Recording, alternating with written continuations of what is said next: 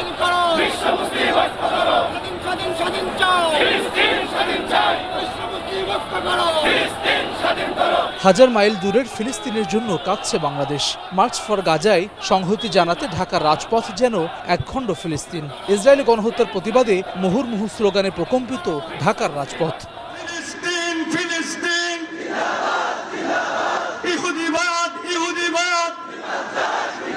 নেই কোনো দলীয় ব্যানার, স্লোগানেও শুধু ফিলিস্তিনিদের মুক্তির আকাঙ্ক্ষা। রাজনৈতিক পরিচয় ভুলে এক কাতারে সবাই।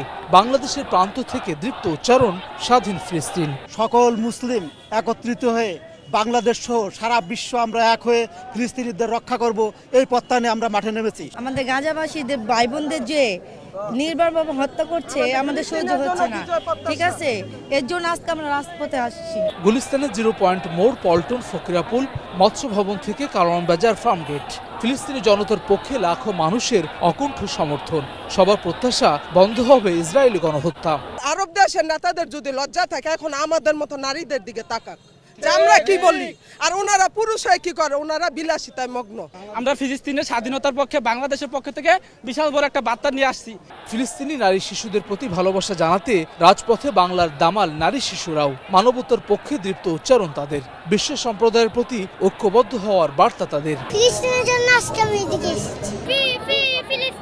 দলমত নির্বিশেষে মানবতার পক্ষে এমন অংশগ্রহণ আশাবাদী করছে সচেতন মানুষদের। ফিলিস্তিনের মজলুম মানবতার প্রতি বাংলাদেশের প্রান্ত থেকে মানুষের এমন স্বতঃস্ফূর্ত সংহতি। দলমত ভুলে মানবতার পক্ষে সবাই। বাংলাদেশকে এগিয়ে নেওয়ার প্রশ্নেও এমন সংহতি আরও সংহত হবে, এমন প্রত্যাশা আপামর এই জনসাধারণের। হাসান ওয়ালি, সময় সংবাদ, ঢাকা।